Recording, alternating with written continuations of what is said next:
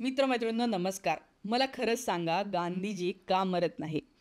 म्हणजे गांधीजी मरून, गांधीजींचा खून होऊन इतकी वर्ष झाली तरीही काल एका माणसाला परत एकदा गांधीजींना मारावं वाटलं आणि गांधीजींना मारायची इतकी इच्छा झाली, की त्या माणसाने कोयता घेऊन तो त्या गांधीजींच्या पुतळ्याजवळ गेला. पुणे रेल्वे स्टेशनला असलेल्या गांधीजींच्या पुतळ्यावर त्याने वार केला. कोयत्याने वार केला अक्षरशः आणि गांधीजींना मारण्याचा प्रयत्न केला. पण तरीही त्या मूर्खाला हे कळत नाही की गांधीजींचे कितीही पुतळे पाडले तरी गांधीजी कधीच मरणार नाही आहे. आणि अजून एक सगळ्यात महत्त्वाचा आणि सिरियस याच्यातला मुद्दा असा आहे ना, की ह्या मुलाला, या मनुष्याला असं का करावं वाटलं? इतकं काय त्याच्या मनामध्ये उचंबळून आलं, इतकं काय राग त्याच्यामध्ये भरून आला मनामध्ये, की त्याला असं वाटलं की हा इथला पुतळा हटवूया. याला ते वाटलं याचं एकमेव कारण आहे ते म्हणजे आज आपल्या देशामध्ये आणि राज्यामध्ये असलेले सत्तेतले लोक. ह्या सत्तेतल्या लोकांचा एकच अजेंडा आहे, तो म्हणजे आर एस एसची विचारधारा. आणि आर एस एसच्या विचारधारेचे काही समान सूत्र जर पाहायचं झालं तर सगळ्यात पहिलं आहे गांधी द्वेष. तुम्ही बघितलं असेल, भाजपला सपोर्ट करणारे गांधीजींचा द्वेष करतातच. लोकांना दाखवायसाठी ते हारबीर घालतील, पण ते व्हॉट्सॲपवर जे फॉरवर्ड करतात ते गांधीजींच्या विरोधात असतं. आता बरं, असं नाही आहे की ते खरं असतं. म्हणजे एखाद्या वेळेला ती गोष्ट जर खरी असती तर मी पण मानलं असतं की हा नाही, खऱ्या गोष्टी आहे तर मानायला पाहिजे. पण गांधीजींबद्दल जे द्वेषपूर्ण पसरवलं गेलं की बाबा त्यांनी पाकिस्तानची फाळणी केली, पाकिस्तानला काय पैसे देऊ केले, त्याच्यानंतर भगतसिंगला वाचवलं नाही, या ज्या सगळ्या गोष्टी आहेत, या सगळ्याच्या सगळ्या 1001% खोट्या आहेत. त्या मी आज तुम्हाला हे जे मी बरेच पुस्तकं आणलेले आहेत, त्या पुस्तकानुसार, पुराव्यानुसार समजावून सांगणार आहे. आणि तुम्हीसुद्धा थोडंसं Googleवर सर्च केलं, जुने पुस्तकं वाचले, बातम्या वाचल्या, तर तुमच्याही लक्षात येईल की खरं काय आहे. आणि पुणे रेल्वे स्टेशनला ही जी घटना झाली, याच्या विरोधात आज काँग्रेसने या पुतळ्याच्या बाहेर धरणे आंदोलन केलं. काँग्रेसने ह्या पुतळ्याला दुधानं आंघोळ घातली, त्याच्यानंतर काळ्या पट्ट्या बांधून याचा निषेध व्यक्त केला. आणि तेही बरोबरच आहे. खरं तर गांधीजी हा असा एकमेव नेता आहे की ज्याच्यासाठी कुठल्याही जातीपातीचे लोक रस्त्यावर उतरत नाही. जे खरोखर गांधीवादी आहेत त्यांनाही असं वाटतं की जाऊ दे, म्हणजे लिबरल आहेत ते. त्रास होतो सगळ्यांना पण कुणीच येत नाही. पण येस, ही खूप चांगली गोष्ट झाली की काँग्रेसने याच्यासाठी निषेध म्हणून आपला निषेध व्यक्त केला, कारण गांधीजीसारख्या माणसासाठी हे करायलाच पाहिजे.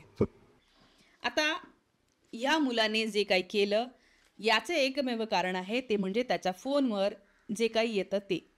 तुम्ही पण अनेक ग्रुप्सला ॲड असाल आणि त्या ग्रुपमध्ये खूप काय काय फॉरवर्डेड व्हिडिओ येतात, शॉर्ट्स येतात, लिहिलेलं काय काय येतं. आणि जेव्हापासून भाजप सत्तेमध्ये आलं तेव्हा जवळपास सगळ्यांच्या व्हॉट्सॲपला गांधीजी कसे, काय बाबा अय्याशी करायची, हे गांधीजी कसे हे करायचे, असं सगळं आलेलं असणार आहे जे मी आत्ता तुम्हाला सांगितलं. आणि ते वाचून वाचून एखाद्याच्या मनामध्ये खरंच राग येऊ शकतो. हे मी माझ्यावरून सांगते. एक काळ असा होता जेव्हा मला वाटलं होतं की खरंच यार गांधीजींनी का फाळणी केली, का हे केलं. कारण मला तसं ऐकायला मिळालं होतं.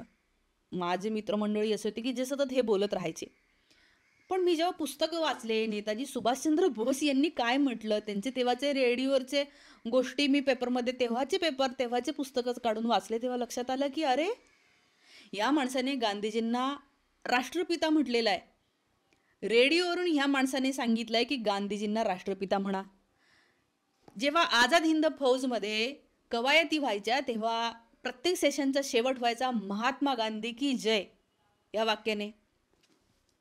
म्हणजे मला सांगा किती मोठा रिस्पेक्ट होता. दुसरं म्हणजे ह्या मुलाने जे काही केलं त्याचं त्यांनी अजून एक ऐकलं असेल, ते म्हणजे भारताची फाळणी गांधीजींनी केली. सगळ्यात खरं सांगायचं ना तर गांधीजींना मारायचे प्रयत्न हे 1934 पासून आहे. भारताची फाळणी 1947ला झाली. म्हणजे जर का फाळणी झाली म्हणून गांधीजींना मारलं असं म्हणायचं असतं तर मग 34ला का मारलं? छुपं कारण काय आहे मी तुम्हाला सांगते. आणि हे याच्यावर चर्चा फार लोक करत नाही. गांधीजींना मारायचे प्रयत्न 1934 पासून झालेले आहेत. गांधीजींना 7 वेळा मारायचे प्रयत्न झालेले आहेत.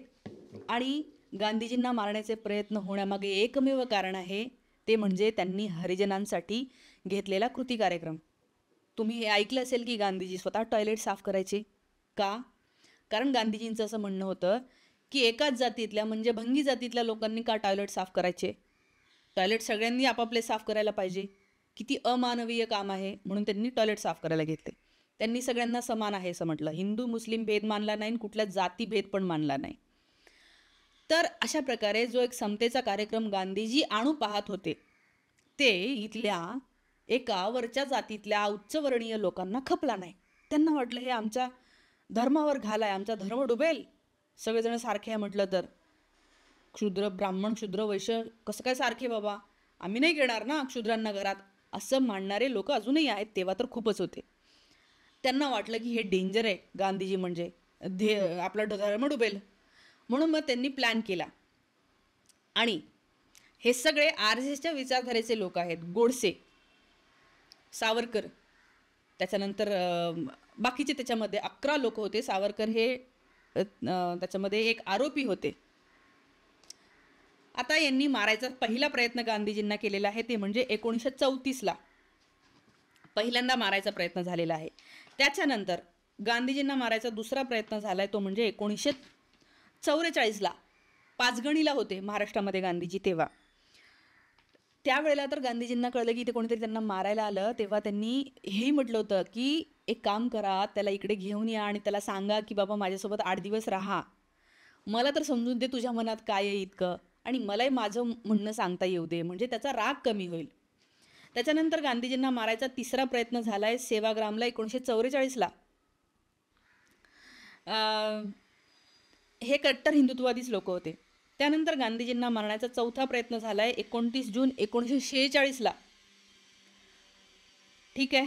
त्याच्यानंतर झाला आहे तो म्हणजे 20 जानेवारी 1948ला प्रार्थना सभेमध्ये, म्हणजे ॲक्च्युअल डेथ व्हायच्या 10 दिवस आधी. तेव्हा गांधीजी म्हटले होते की मी 7व्यांदा वाचलेलो आहे, आणि म्हणजे सगळ्याच 6व्यांदा वाचलो आहे. सगळ्यात शेवटचा प्रयत्न झाला तो म्हणजे 30 जानेवारी 1948ला. प्रार्थनेला जात होते आणि त्यांची प्रार्थनेची वेळ ते कधीच चुकवत नव्हते. त्यावेळेला गोडसेने गोळी घातली आणि गांधीजींना मारलं. आता हे गांधीजी तेव्हा मेले तेव्हा देशामध्ये प्रचंड काय म्हणूया गांधी प्रेमी जे लोक होते, असंतोष उसळला. पुण्यामध्ये अनेक ब्राह्मणांची घरं पण डिस्ट्रॉय केली गेली. अनेक गांधी म्हणजे ज्या लोकांना खूप राग आला होता, अर्थात ते सगळं चुकीचंच होतं असं होणं.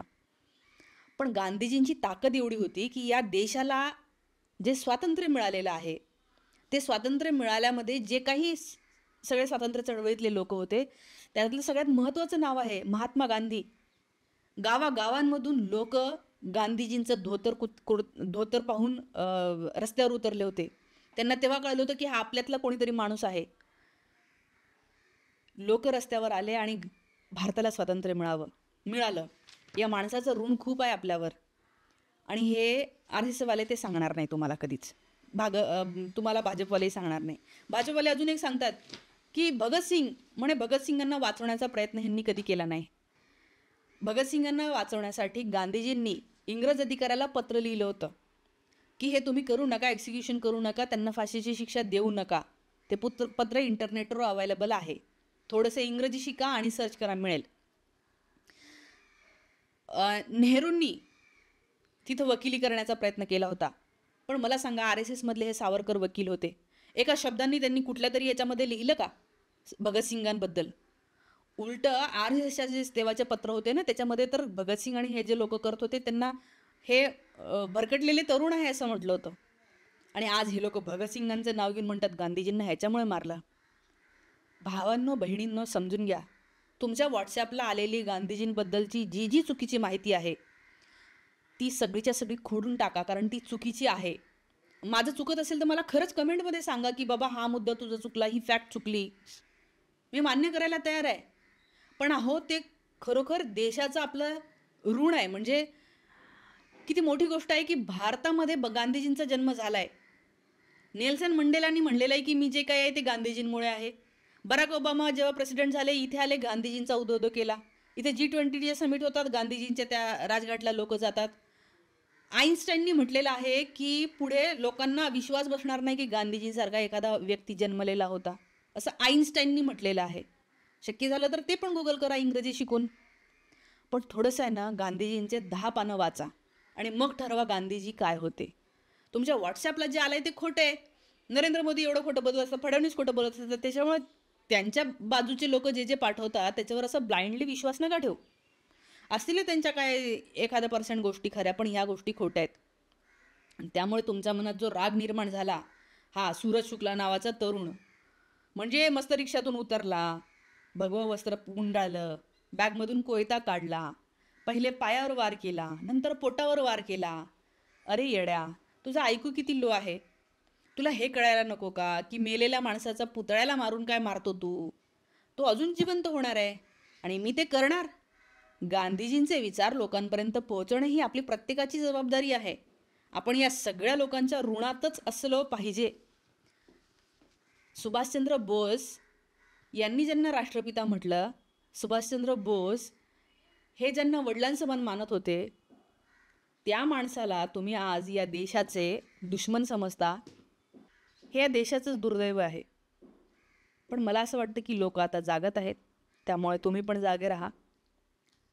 आणि अशक्य असेल तर तुम्ही यायला विचारा, कारण की AI ह्या खऱ्याच माहिती देतं. आणि AI शिकायचं असेल तुम्हाला तर माझा ChatGPTचा कोर्स अत्यंत माफक दरामध्ये आहे. हा QR कोड स्कॅन करा आणि कोर्स जॉईन करा. बाकी तुमच्या प्रतिक्रिया नक्की कळवा. गांधीजींबद्दल काही आक्षेप असतील तर तेही कळवा. पण गांधीजी हे या राष्ट्राचे राष्ट्रपिता आहेत आणि निर्विवादपणे त्यांच्या ऋणातच आपण असलं पाहिजे असं मला वाटतं. तुमच्या प्रतिक्रिया कमेंट करून कळवा. थांबते. Thank you so much.